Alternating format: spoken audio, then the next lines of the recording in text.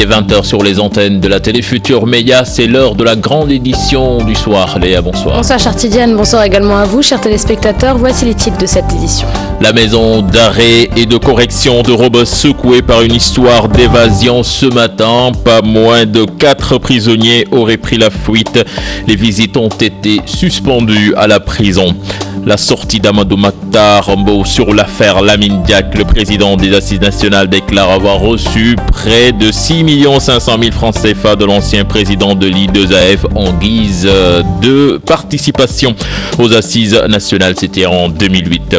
Djibo Leyti Ka nommé à la tête de la Commission nationale du dialogue des territoires. Une nomination décriée par l'opposition et certains observateurs avertis.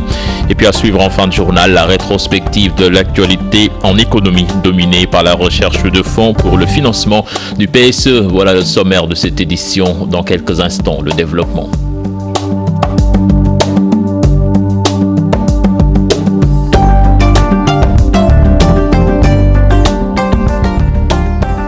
Bienvenue à toutes et à tous. Ce Mac de Rebeuss, une histoire d'évasion perturbe la quiétude des lieux. 3 à 4 prisonniers se seraient enfuis. À Rebeuss, toutes les visites sont annulées et aucun repas n'est admis dans l'enceinte de la prison. Ibrahima Kane et Thierno Laurent Mendy se sont rendus sur place. Reportage. Maison d'arrêt de Rebeuss, plus d'une vingtaine de personnes venues apporter à manger à leurs siens. À leur surprise générale, impossible de faire entrer un bol dans la prison. Une restriction qui fait suite à une évasion de prisonniers, nous dit-on. 6 heures du matin, nous sommes ici depuis 6 heures du matin. Nous étions dans les rangs. Les visites se déroulaient normalement jusqu'à 11 heures.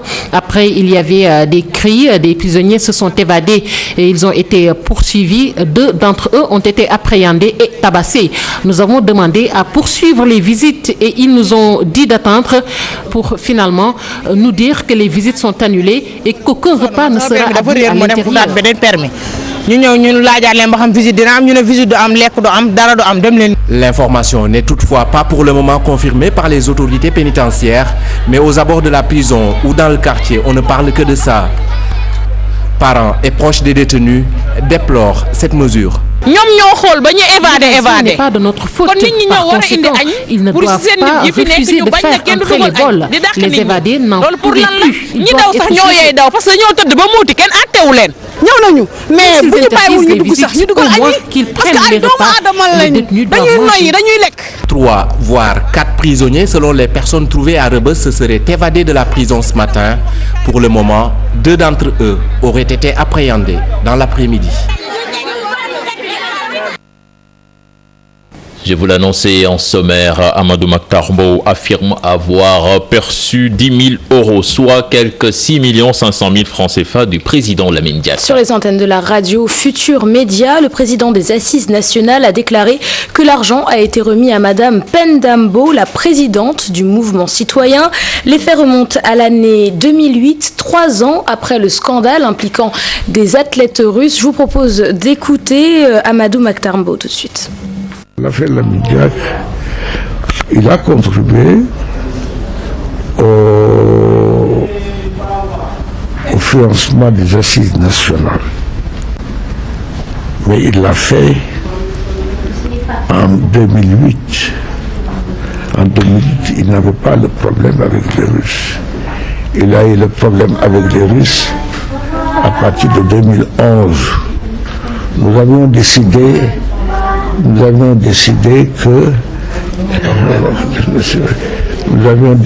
que les assises seraient financées par les Sénégalais.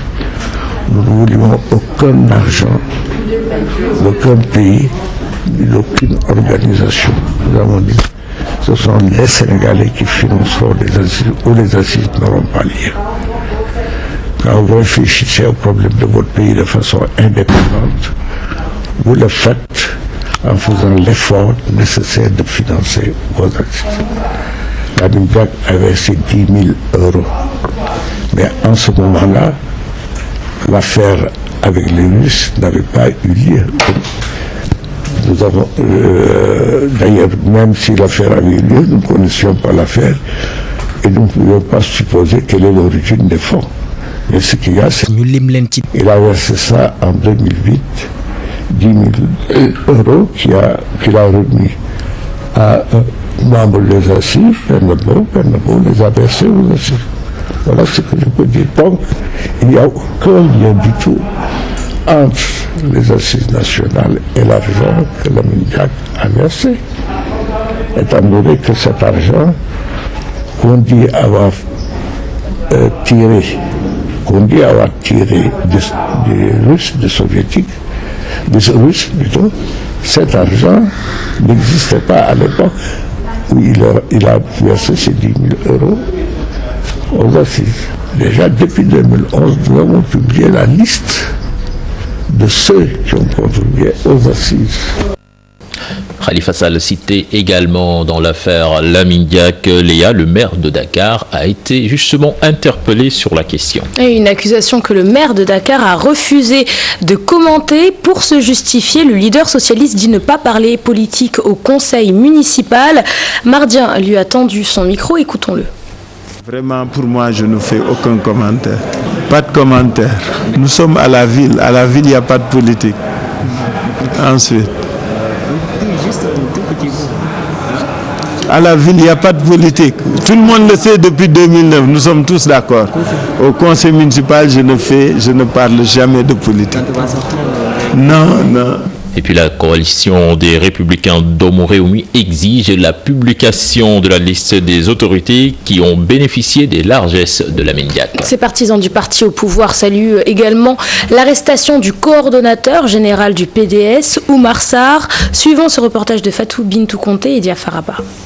L'affaire Lamine Diack refait surface. Cette fois-ci, c'est la coalition Les Républicains qui monte au créneau pour exiger la publication de la liste des autorités qui ont eu à bénéficier des largesses de l'ex-président de l'IAAF. Maintenant, s'il y a des membres de Benno Bokk Yakaar qui sont plus ou moins concernés par cette affaire, ils n'ont qu'à faire une déclaration, soit pour se disculper.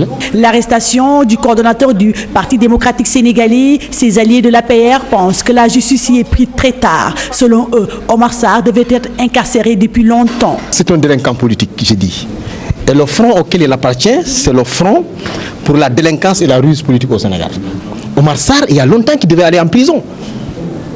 Il a été frappé d'une interdiction de sortie du territoire. Et n'empêche, il a bravé cette interdiction pour aller jusqu'en Mauritanie.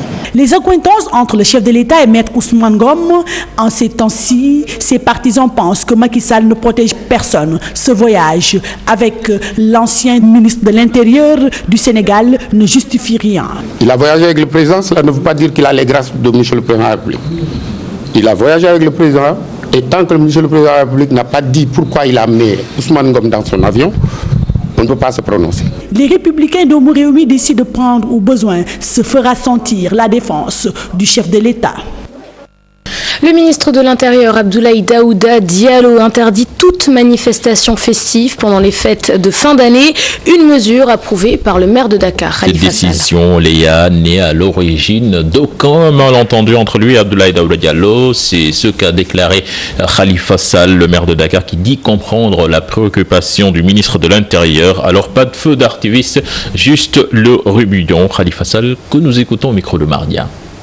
Pas de mise au point, pas de polémique. J'ai expliqué tout à l'heure que pour le pavoisement et les feux d'artifice, le ministère de l'Intérieur a estimé que compte tenu de la situation générale qui prévaut dans le monde et dans la sous-région, le Sénégal n'était pas à l'abri de coups durs.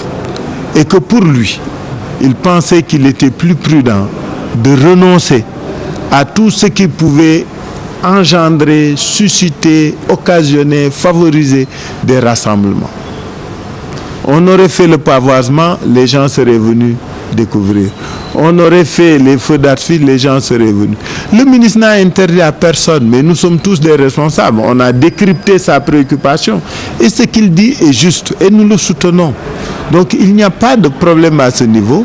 C'est de manière normale qu'au conseil municipal, nous avons décidé de ne pas faire de pavoisement, de ne pas faire de feux d'artifice et de maintenir uniquement le ribidjon. Le ribidjon va être maintenu.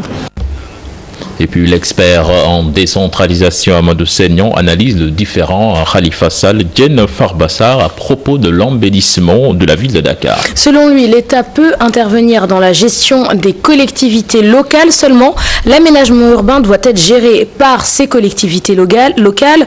Pour Amadou Seignon, le ministère en charge du cadre de vie devrait laisser la ville de Dakar gérer la situation. Ces propos et plus dans ce reportage signé Fatima Edia Faraba. Place de l'Obélisque, place de l'Indépendance, Corniche Ouest, les espaces devant la ville de Dakar, des projets qui intéressent aussi le ministère en charge du cadre de vie. Khalifa Sall et Diène Farbassar ne sont pas sur la même longueur d'onde. Cet expert en décentralisation analyse. Ce qui devrait se passer en réalité, c'est d'abord le respect de la loi et des règlements. Concernant les espaces publics, il est évident que ça relève des collectivités locales. Mais cela n'empêche pas une intervention de l'État dans les domaines qui sont réservés aux collectivités locales. Une collectivité locale qui a les moyens, qui dit que moi je veux intervenir dans un domaine qui m'est propre. J'ai les moyens techniques et financiers, l'État qui peut intervenir ailleurs n'a qu'à aller intervenir ailleurs. Pour Amadou Seignon, l'embellissement de la ville de Dakar ne devrait pas susciter de débat. Les priorités sont ailleurs. L'État a d'autres priorités. C'est la sécurité, c'est la diplomatie, c'est la macroéconomie, etc., etc. La gestion des ordures, la gestion des espaces publics. Je crois c'est bien, mais l'État a plus à faire que de gérer cela. Maintenant, s'il veut et s'il maintient de le faire, parce que c'est un besoin qui est là, et les collectivités locales du Sénégal n'ont pas les moyens, même si Dakar a les moyens, l'État peut effectivement intervenir dans les différentes collectivités locales du Sénégal. Khalifa Sall est catégorique. Ces projets sont ceux de la ville de Dakar et cette dernière n'attend rien des autorités quant à leur réalisation. Concernant la décision du ministre de l'Intérieur d'interdire les grands rassemblements pour les fêtes de fin d'année, il n'y voit aucun inconvénient. Et puis nous restons avec le maire de Dakar qui annonce un budget de consolidation de plus de 46 milliards de francs CFA pour l'année 2016. Khalifa Sall réitère également le projet de sa municipalité qui consiste à régler de manière définitive le manque d'infrastructures et à embellir la capitale sénégalaise. Je vous l'annonçais en sommaire, la nomination de Djibo Leyti Ka à la tête de la Commission nationale du dialogue des territoires, une structure nouvellement créée, surprend l'opposition et certains observateurs avertis. Ils parlent de salaire de la transhumance et déplorent le choix sur la personne. Adi Atala. Le secrétaire général de l'URD, Djibo Leyti Ka, vient d'être confié la gestion de la CNDT. L'opposition et des observateurs ruent dans les brancards et l'assimilent à de la mascarade. La surprise vient du fait que le président Macky Sall puisse créer une position d'État pour uniquement récompenser la transhumance politique. Encore que ce n'est pas une surprise parce qu'il a fait l'apologie de la transhumance politique. Je trouve que c'est le salaire de la transhumance. Et le recyclage de la vieille garde politique ne nous avance en rien du tout. Au moment où le pays est confronté à un chômage des jeunes, je trouve qu'une pareille chose, c'est un recul.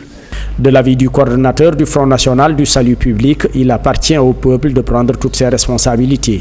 Ça doit interpeller la conscience du Sénégalais pour véritablement voir nos dirigeants, savoir que nous élisons nos dirigeants pour véritablement le développement du pays et non pas caser des cadavres politiques qui ont presque terminé leur carrière politique, les caser en laissant la jeunesse en mal d'emploi, en laissant l'économie du Sénégal derrière. Ensuite, Djibo Ka n'est pas ni un géographe, ni un sociologue pour traiter de cette question. Ensuite, le CNDT, comme on dit, nous est tombé du ciel. On ne sait pas de quoi ça retourne. Les tenants et les aboutissants, personne ne sait, sauf peut-être le président. L'ancien membre du PAI qui dénonce la mise en place d'une agence de trop martèle que l'urgence est ailleurs. À la place, il devrait peut-être étudier ou soumettre le projet de constitution de la CNRI qui englobe et traite de toutes ces questions dont on parle aujourd'hui. Le référendum que l'on doit examiner, pose plus de problèmes et c'est plus urgent et plus important d'étudier la question concrètement et de manière explicite et de soumettre cette proposition au peuple sénégalais qui se prononce. Djegan Sen et Djibril Diop, membres de l'URD, respectivement présidents des conseils de surveillance de l'ADIE et de l'ANIDA. Aujourd'hui, leur secrétaire général à la tête de la CNDT, est-ce la rançon d'un soutien politique comme le soutiennent certains?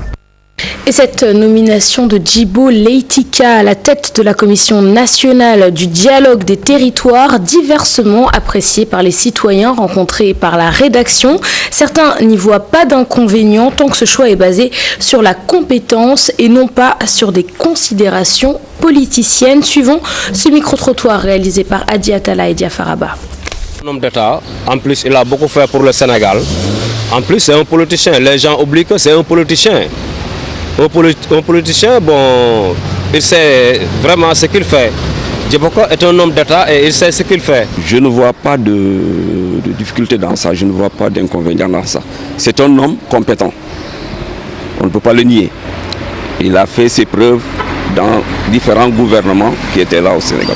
Bon, le fait que les politiciens seulement soient nommés à ces postes-là, c'est ça le drame, parce que c'est des considérations politiciennes qui sont mises en avant au détriment d'autres considérations qui sont beaucoup plus à même de nous développer. Et bon, c'est ça le malheur ici au Sénégal et en Afrique. Ce que je vois dans tout ça, c'est-à-dire l'accaparement de la politique dans le Sénégal. Il faut maintenant miser sur les jeunes intellectuels qui sont là. Affaire des élèves maîtres à présent, le projet de résolution de soutien au ministre de l'Éducation nationale adopté hier à l'Assemblée nationale. Les élèves maîtres se disent surpris et demandent la séparation des pouvoirs. Ils se disent déterminés à poursuivre leur combat. Écoutons leur porte-parole, Babacar Sakho. Il est au micro de Maïmouna Ndiaye et de Modou Diop. Le soutien de certains parlementaires. Elas Diouf est un avocat. C'est un juriste convaincu, un homme de principe, qui a compris que le législatif est un pouvoir, autant que l'exécutif est un pouvoir, autant que aussi le judiciaire est un pouvoir. Et que par conséquent, aucun pouvoir ne devait en aucun cas s'immiscer dans le pouvoir de l'autre. Et vous avez remarqué que dans cette affaire, que la Cour suprême a annulé l'arrêté du ministre de l'Éducation et de la formation professionnelle portant annulation des résultats issus des délibérations de la commission. Mais il ne doit pas le faire. Et il ne doit pas le faire selon la loi de 1970, l'article 6 de la loi du 6 février 1970. Si le ministre a constaté un faux, qu'il estime qu'un faux est avéré, il n'a qu'à porter plainte et faire constater le faux par un agent assermenté, par un huissier, un gendarme, à charge pour lui de porter plainte en bonne et due forme. Mais ce n'est pas à lui de procéder à l'annulation des résultats issus des délibérations d'une commission. Ce n'est pas à lui de le faire. Et puis sur cette affaire, je vous le disais, le projet de résolution de soutien au ministère de l'Éducation adopté hier à l'Assemblée nationale. Et puis l'avocat à la Cour qui cite l'article 6 de la loi du 6 février 1970 portant séparation des pouvoirs. Explication. Le soutien de certains parlementaires apporté au ministre de l'Éducation nationale, une déception pour les élèves maîtres. Leur porte-parole parle de complot. Certains députés nous ont déçus, pas par leur position, mais par leur comportement qui décrédibilise cette institution. Le soutien qu'ils promettent au ministre de l'Éducation nationale, Serigne Mbaye Thiam, et en demandant dans la même occasion au gouvernement d'aller dans le même sens, ressemble à un complot pour affaiblir nos magistrats, dont le seul tort est d'avoir dit le droit. La séparation des pouvoirs, une nécessité dans ce dossier, de l'avis de Babacar Sakho. Le Sénégal est un pays démocratique où les libertés sont consacrées, la séparation des pouvoirs est effective. Nous ne pouvons pas comprendre que certains députés veuillent remettre en cause une décision du pouvoir judiciaire. Cette émission constitue une entorse au fonctionnement des institutions de ce pays. Le principe de la séparation des pouvoirs Mais il est là. On l'apprend au niveau de la faculté des sciences juridiques et politiques, même les étudiants en première année, mais on les apprend ça. Les 690 élèves maîtres ne comptent pas se laisser faire. D'ailleurs, ils sont en concertation pour adopter un nouveau plan d'action. Nous avons l'arrêté de la bourse et la notification de ça. Donc, on est valable. Parlons à présent de ce séminaire de mise à niveau des préfets et des membres du comité de pilotage des élections au CAP-CD. Un séminaire qui a démarré hier lundi, Chartidiane. L'objectif est de procéder à une mise à niveau des préfets et membres du comité de pilotage. Les CAP-CD, rappelons-le, sont des instances de dialogue social prévues pour le statut général des fonctionnaires qui siègent en matière d'avancement et de discipline des fonctionnaires. Plus d'explications avec Carnot, Laurent Mendy et Sato Paifal. Les membres du comité de pilotage des élections au CAPD préparent les commissions administratives prioritaires en 2016. Tous les préfets de département étaient présents lors de cette mise à niveau, la seule autorité chargée de les organiser.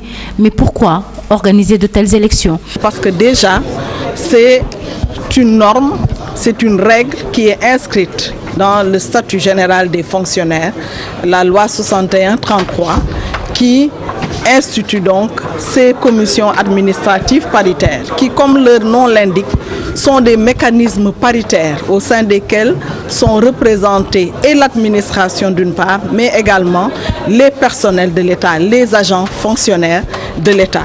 Depuis 2004, il n'y en a pas eu, une tradition à renouveler, selon Viviane Bompassi. Et nous voulons revenir à l'orthodoxie, revenir à la démocratie dans la gestion des personnels de l'État. C'est pour cela que le président de la République nous a demandé de procéder à ces élections au courant de l'année 2016. Et c'est le processus que nous lançons aujourd'hui avec l'ensemble des acteurs, c'est-à-dire les préfets de département qui seront, eux, la cheville ouvrière de ces élections au niveau département, mais également les représentants des organisations professionnelles. Plusieurs étapes à suivre pour ces élections. Par exemple, la mise en place des comités électoraux qui se passera seulement au niveau départemental. Et puis parlons santé à présent avec l'analyse du VIH. Le laboratoire de bactériologie, virologie de l'hôpital Aristide Le Dantec est l'un des plus cotés de l'Afrique de l'Ouest. Son travail de qualité lui a valu une accréditation aux normes internationales. Visite guidée dans le laboratoire de biologie moléculaire, une unité du labo bactériaux. C'est avec nos reporters Fatou Kinedem et Tierno Laurent Mendy. Il y a 4 unités techniques. Une analyse précise des résultats exacts du VIH, un processus rigoureux, toute une procédure élaborée dans cette unité du laboratoire de bactériologie, virologie de l'hôpital Le Dantec. Du prélèvement au bulletin d'analyse, une seule veine, une seule voie. Il est indispensable de pouvoir faire cette vérification de conformité parce qu'on ne peut pas, il peut y survenir des erreurs d'étiquetage par exemple et qui peuvent conduire à des résultats erronés. Des résultats erronés à éviter. Il s'agit ainsi d'acheminer le prélèvement vers les zones techniques du laboratoire, cela pour mieux diagnostiquer le virus. On pourra déterminer la quantité de virus chez des patients qui sont infectés et qui sont sous traitement pour voir est-ce que le traitement administré, est-ce que ce traitement marche ou ne marche pas. Et si on se rend compte que malgré le traitement, la personne a une quantité de virus qui est très importante, on va faire ce qu'on appelle un test de résistance pour voir est-ce que le virus qui a infecté cette personne n'a pas changé. Toujours dans la qualité du service, un support est utilisé, un moyen beaucoup plus rapide concernant les prélèvements faits hors de Dakar. La biologie moléculaire a des exigences, c'est que lorsque vous avez un prélèvement de sang, vous devez récupérer le plasma ou récupérer les cellules dans un délai de 4 à 6 heures. Vous comprenez que pour des patients qui sont loin de Dakar, c'est très compliqué. C'est pour cette raison que nous avons adopté le papier buvard, qui est ce support qui permet de réaliser des prélèvements. Ces prélèvements seront acheminés ici au laboratoire pour pouvoir permettre de donner le résultat escompté. Aujourd'hui, le fonctionnement de ce laboratoire de bactériologie, virologie a permis son accréditation aux normes internationales. Et puis la biologie appliquée de l'infection à VIH en Afrique, un ouvrage disponible après 10 ans d'enseignement sur la gestion du laboratoire au Sénégal. Chartidiane, un ouvrage qui s'adresse aux spécialistes, aux étudiants en biologie et dont les thématiques permettent d'acquérir des connaissances précises sur le virus du sida. La transmission mère-enfant du VIH-Sida est passée de 4,3% en 2010 à 3,1% en 2014, une baisse significative, Chartidiane. Une enquête a été menée suite à la mise en œuvre du plan d'élimination dans 14 régions du Sénégal. Des stratégies sont à nouveau définies pour arriver à zéro infection. Là-dessus, nous écoutons les explications du chef de division Sida, Abdoulaye Sidibé Wade. Il s'appelle interrogé par Laurent Mendy et Fatou Kinedem. L'élimination dont on parle, de la transmission du virus du sida de la mère à l'enfant est à notre portée. C'est pourquoi nous devons parachever le processus en amplifiant la réponse au niveau le plus décentralisé. La stratégie elle existe partout, au niveau même des postes de santé. Maintenant, l'idée est de faire de telle sorte que aucune opportunité ne soit manquée pour qu'une femme enceinte puisse faire son dépistage. À partir du moment où la femme fait son dépistage, s'il s'avère positif, et nous avons des taux faibles, les médicaments sont disponibles pour que la femme puisse être mise sous traitement maintenant, pour que l'enfant qui est issu de cette grossesse-là puisse être négatif. C'est à notre portée et c'est ce que notre ambition en fait. À présent, la rétrospective de l'actualité économique en 2015, Léa, marquée par la recherche de fonds pour le financement du PSE. Et puis l'axe Dakar-Casablanca a fonctionné également à plein régime. L'agriculture en 2015, les difficultés rencontrées par la Sunéor, le différend entre l'État du Sénégal et l'homme d'affaires Abbas Jaber, retour sur ces événements qui ont marqué l'année 2015 avec Ibrahim Akan. À l'instar de l'année 2014, 2015 aura été marquée par une continuité pour le Sénégal dans son ambition de réaliser son PSE. Pour concrétiser cette vision si chère au chef de l'État, Dakar pourra compter sur le soutien du royaume chérifien. Le Sénégal et le Maroc ont signé en mai plus d'une vingtaine d'accords et de conventions à l'issue de la visite en grande pompe de Sa Majesté le roi Mohamed VI, et ce, dans plusieurs secteurs d'activité. Entre autres actes forts de ce déplacement du roi Mohamed VI au Sénégal, le groupe d'impulsion économique mis en place par Dakar et Rabat pour renforcer davantage leur coopération économique publique et privée. On ne peut pas, bien sûr, atteindre les objectifs de notre propre PSE, cette croissance à 7-8%, sans avoir de l'investissement direct étranger en masse. Toujours pour le financement du PSE, le Sénégal en 2015 a démarché l'Arabie Saoudite. Dakar attend de Riyad une enveloppe de 108 milliards pour la réalisation de grands projets, mais le royaume wahhabite tarde à mettre la main à la pâte, nonobstant la décision tant controversée de Dakar d'envoyer 2100 soldats pour combattre dans les rangs de l'Arabie Saoudite contre les rebelles du Yémen. Autre temps fort de l'actualité économique autour de ces 365 jours, le lancement en juillet du programme d'urgence de développement communautaire. Une enveloppe initiale de 113 milliards pour donner un coup de fouet à l'économie rurale sur la période 2015-2016, financée sur ressources propres du Sénégal. Ce programme d'urgence qui vise entre autres la sécurité alimentaire, la réduction de la pauvreté dans le monde rural portera à terme sur 422-415 milliards en termes de budget global, selon le chef de l'État. Ce programme est conduit par le programme des Nations Unies pour le développement, choisi par le chef de l'État pour exécuter le projet, décision qui avait fini d'ailleurs de faire grincer des dents. L'agriculture, pan important de l'économie sénégalaise, s'est bien comportée en 2015 avec une bonne pluviométrie sur l'ensemble du territoire national. Les autorités révèlent que la production agricole a augmenté en volume de 57% par rapport à 2014, plus de 900 000 tonnes de riz et 1 121 474 tonnes d'arachide en termes de production en 2015. Pour la campagne de commercialisation de l'arachide, le prix du kilogramme est fixé à 200 francs comme en 2014, une présente campagne qui enregistre la présence des opérateurs économiques chinois sur le marché grâce à un accord signé avec le ministère de l'Agriculture et de l'Équipement rural. On aura noté une commercialisation timide, les difficultés liées au crédit sont passées par là. L'État a formellement interdit aux producteurs la vente hors des points de collecte désignés au niveau de chaque région, mais faute de liquidité au niveau de ces points de collecte, beaucoup de producteurs se tournent vers le marché parallèle où le kilogramme d'arachide est vendu jusqu'à 250 francs. 2015. C'est aussi les difficultés notées à la SUNEOR et le différend entre son actionnaire majoritaire et l'État du Sénégal. Les deux parties ont finalement mis un terme au contrat qui les liait dans le cadre de la SUNEOR après presque 10 ans de compagnonnage. L'on craignait même le divorce devant les tribunaux, mais Abba Jaber et l'État se sont séparés à l'amiable devant permettre au Sénégal d'assurer le contrôle total de la société, par conséquent permettre la mise en œuvre des mesures d'assainissement de la situation financière et de restructuration de l'entreprise. En 2015, il aura également été question du financement de l'agriculture en Afrique sous l'égide de la Banque africaine de développement, avec une grande conférence de 3 jours sur la question au Centre international de conférence Abdou Diouf. Le président Sall, président de la cérémonie, n'a pas manqué d'inviter les banques centrales de nos différents États à mettre la main à la pâte pour financer les campagnes agricoles. Et puis l'année 2015 aura également été marquée par ce rapport du Fonds monétaire international classant le Sénégal soit 25e sur position des pays les plus pauvres du monde. Un nouveau code de la pêche a également été voté avec une part belle réservée à la pêche industrielle. Fatou Bintou Kanté.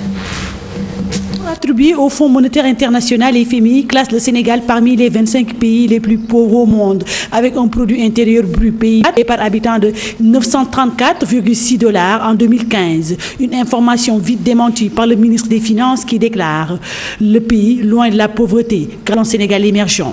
Une information dénuée de tout fondement, c'est une information absolument fausse. Pour le directeur adjoint du département Afrique au FMI, Roger Nord, la croissance économique du Sénégal se porte bien. Son taux est supérieur à celui de la moyenne africaine, dit-il, et le pays a fait mieux en 2015 et fera mieux en 2016. Le Sénégal se porte bien. Le 15 du Sénégal est supérieur africaine. Un classement du gouvernement pour dénoncer ce qui est démentir. Le Fonds monétaire international de l'État, Macky Sall, estime dans un entretien qu'avec les chiffres, on peut faire ce que l'on veut. En atteste le Doing Business qui classe notre pays dans le top 10 pour la deuxième année consécutive. Le Sénégal aussi s'est doté cette année, c'est-à-dire au mois de juillet, d'un nouveau code de la pêche maritime. Un code qui durcit les sanctions contre la pêche illicite, non déclarée, non réglementée. Ce même code organise la cogestion des pêcheries, interdit la fabrication et l'importation des filets monofilaments et multifilaments. Pour les navires étrangers qui pêchent de manière frauduleuse dans les eaux sénégalaises, l'amende minimale est prévue de 50 millions à 1 milliard pour le maximum. Ce nouveau code de la pêche compte mettre aussi sur le marché d'autres types de pirogues en coque cette fois-ci pour changer ceux en bois, un changement largement partagé par les piroguiers. Nous avons l'habitude de pêcher aux pirogues traditionnelles. Si nous changeons du jour au lendemain, ce serait très difficile pour nous. Les pirogues à coque sont glissantes. Vous savez, il y a des bouées dedans et quand le vent souffle fort, nous risquons gros. Oui, il y a un bouée qui bire. Parce que dis-moi c'est une chose quoi. C'est une tradition à respecter. Nos grands-parents n'avaient pas de moteur. Ils utilisaient un long bâton qui leur servait de voilier. Et la pirogue suivait la direction du vent. Lorsque le vent ne soufflait plus, ils bégayaient pour entrer. Par contre, celle de nos grands-pères était différente des nôtres. Référentiel de la politique économique et sociale sur le moyen et le long terme au Sénégal, le PSE, Plan Sénégal émergent, est loin de satisfaire les Sénégalais. Selon l'économiste Meissa Babou, l'impact ne s'est pas encore fait sentir dans le vécu de la population sénégalaise. Il estime que beaucoup de choses restent à faire. Une chose, c'est de mettre un plan et de mettre des mots. Une autre chose, c'est d'exécuter un plan conséquent, un plan capable de sortir le pays du développement. Je ne suis pas d'accord pour l'essentiel de ce qu'on annonce dans le PSE comme politique, en mettant en avant des bourses familiales, en mettant en avant tout ce qui est social et en délaissant en fait le cœur de l'économie sénégalaise qui est en fait partagé entre le tourisme qui est mort, entre l'agriculture qu'on ne booste pas suffisamment et l'élevage qui est complètement absente des politiques que je vois. C'est la fin de ce journal. Merci Léa. Merci à toi, Chartidiane. L'actualité revient à 0h avec le tout en images, mais en attendant, on vous laisse avec Zeyna pour la suite de la permanence. Zeyna, bonsoir. Bonsoir Zeyna.